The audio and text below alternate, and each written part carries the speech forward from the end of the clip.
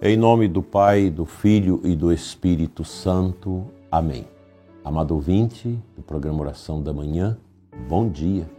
Deus abençoe você, sua família, sua lida e todo o seu trabalho de hoje. Nosso abraço carinhoso a todos os enfermos, os doentes, os idosos que rezam conosco.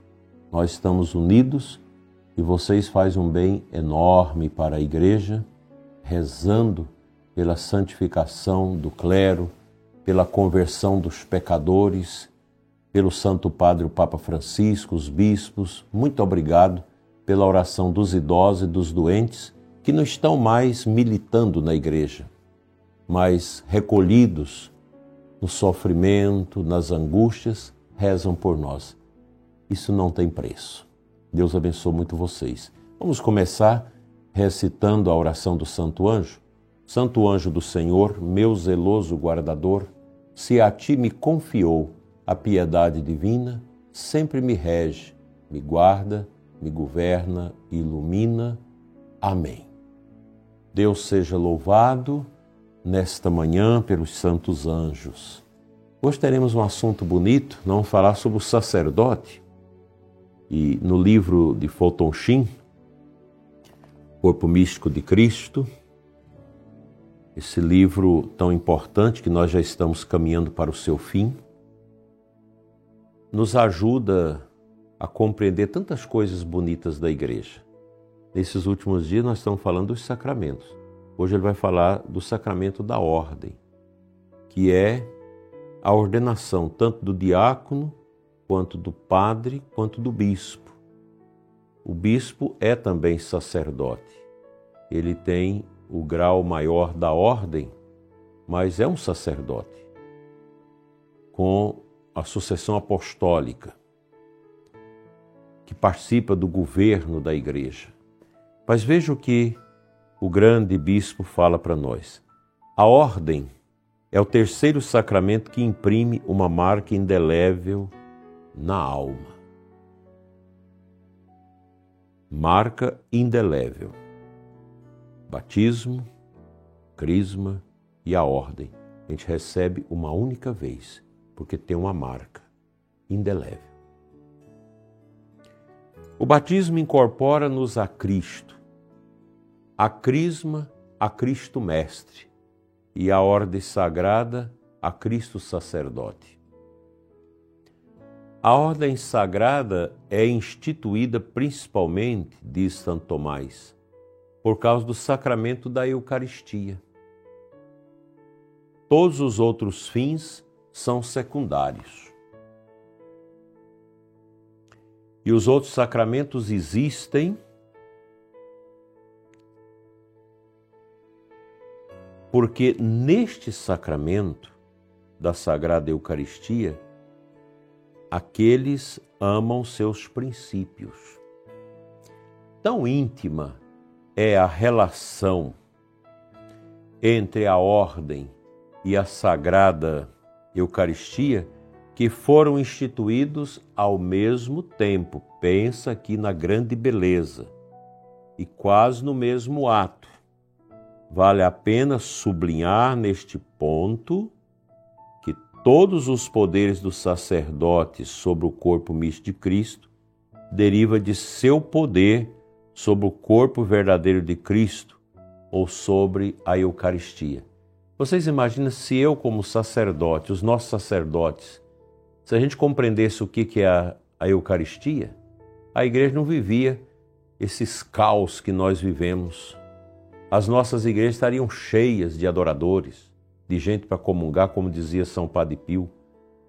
Se os sacerdotes soubessem o que é a Eucaristia e ensinassem isso para o povo, a polícia teria muitos problemas, dizia Padre Pio, para organizar o trânsito, o acesso do povo às igrejas aos domingos. Na verdade, meu querido irmão sacerdote, nós ficamos muito a dever com a Santa Mãe Igreja acerca do jeito que nós exercemos o nosso ministério. Falta muita coisa. Nós precisamos melhorar e muito a nossa maneira de lidar com esse sublime mistério que é a Eucaristia. E você, meu irmão, que não crê mais na Eucaristia, precisa tomar uma posição na sua vida. Como que pode um padre que não crê? Um católico, um ministro da comunhão que distribui a comunhão como se fosse um protestante numa igreja protestante distribuindo uma ceia que não é a presença real, que não é sacramento. Um sacerdote tem o poder de perdoar pecados, batizar, administrar o sacramento da unção dos enfermos, testemunhar de forma qualificada o matrimônio, e tudo somente porque possui o poder de presidir a Santa Missa. Cada sacerdote realiza 2 atos. O principal, sob o verdadeiro corpo de Cristo, e o outro, que é secundário, sob o corpo místico de Cristo. Mas o segundo ato depende do primeiro, não o primeiro do segundo. É a partir deste ponto em diante que o anglicanismo, que é um protestantismo, rompe com a Igreja, embora ainda nos imite a imagem exterior. Mas eles não têm a Eucaristia como sacramento da presença real de Cristo, até porque não tem mais a sucessão apostólica. Portanto, o sacerdote tem essa capacidade de exercer um poder espiritual sobre o corpo místico de Cristo. Tanto na sua capacidade de celebrar o mistério da Eucaristia, de comungar esse mistério e de dar esse mistério ao povo de Deus, alimentar o corpo místico com esse mistério. E o grande perigo nos nossos dias é essa mentalidade que o mundo protestante, que o mundo anglicano vai disseminando, de extrair a dignidade sacrificial do sacerdote. Portanto, o seu clero tem também o poder para perdoar os pecados quando as ovelhas buscam. Então a igreja, com seus sacerdotes, que estão ordenados validamente pelo bispo na sucessão apostólica, tem o poder de perdoar os pecados.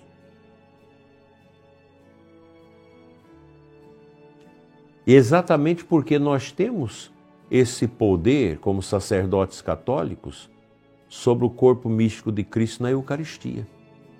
Só o padre pode celebrar a Eucaristia. Só o sacerdote pode fazer a epíclise, invocar o Espírito Santo sobre as oblatas do pão e do vinho e consagrá-las, transubstanciando o pão no corpo e o vinho no sangue de Cristo. É o mistério do ressuscitado. Isso é algo grande que nós, às vezes, não compreendemos. E exatamente porque não compreendemos, nós não damos o devido valor ao sacerdócio ordenado. A gente precisa retomar esses caminhos. São caminhos maravilhosos, caminhos de compreensão da igreja. A missão do padre é algo extraordinário, incompreensível neste mundo. E às vezes nós ficamos parados, sem compreender essa grande... permitir ao mundo zombar de nós. Porque se nós assumirmos o nosso ministério com piedade, com fervor, como deve, basta ler a Presbyterorum Ordinis do Vaticano, a Sacrosanto Concílio, basta ler esses documentos indicativos para a gente entender o que é o nosso ministério. Não precisa ir muito longe, não. A alegria do sacerdote, do homem de Deus, do homem que não configura seu coração com o mundo. E a gente vê tanta tristeza, tantos sacerdotes que às vezes não são capazes de compreender o mistério que oscila a direção espiritual. Faça um bom retiro, leia um bom livro e retome esse caminho, porque você é ancião, você é pai, você é pastor do povo de Deus. Isso não tem preço. Ninguém pode fazer para o povo aquilo que você, padre, pode fazer. E aos leigos cabe o respeito aos sacerdotes e orar por eles. As mães adotarem os filhos espiritualmente, sacerdotes, para rezar por eles, pela santificação deles. Vamos ler um trechinho da Palavra de Deus para a gente encerrar o nosso programa.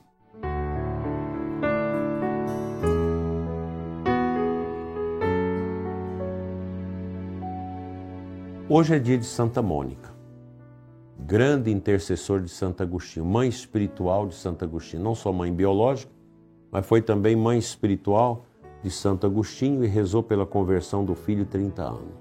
Uma mulher exemplar. Amanhã é o dia de Santo Agostinho. A antífona de entrada da missa hoje traz o livro, a citação de Provérbios 30, versículo 30. A mulher que teme o Senhor será louvada. Seus filhos a proclamaram feliz. Seu marido lhe fez elogios.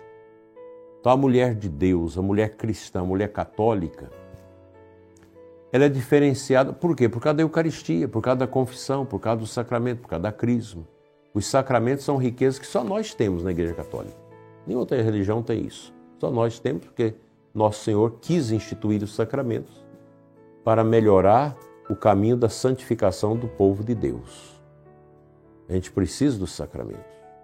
Nós necessitamos desses augustos mistérios que realmente nos fortalecem na caminhada para o céu. Neste mês vocacional, rezemos pelos nossos sacerdotes, rezemos pela perseverança dos nossos seminaristas e pelos vocacionados e vocacionadas. A igreja precisa de padre. Essa bobagem de muita gente pensar, não precisa mais do padre, a comunidade pode reunir lá e celebrar a missa, escolhe alguém para presidir. Isso não é catolicismo, isso é protestantismo. O protestantismo negou a igreja, negou o papa, negou a hierarquia da igreja e nós não somos isso. O sacerdote merece respeito a partir de si mesmo. O padre precisa dar-se ao respeito. E nós, católicos, valorizar os nossos padres, rezar por eles e os sacerdotes buscar cada vez mais a configuração a Cristo, casto, pobre e obediente. Vamos à nossa oração, pedindo ao Senhor por nossos sacerdotes.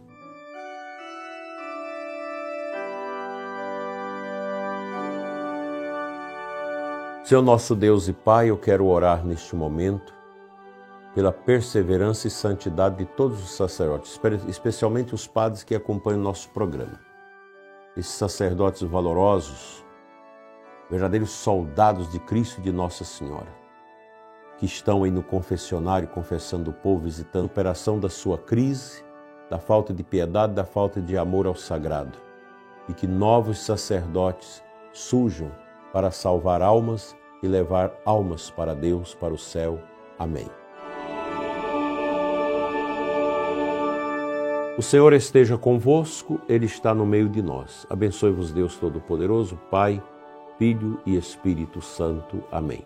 Um grande abraço para você, uma boa terça-feira. Estamos juntos na oração, na piedade, no amor a Deus. Fique em paz.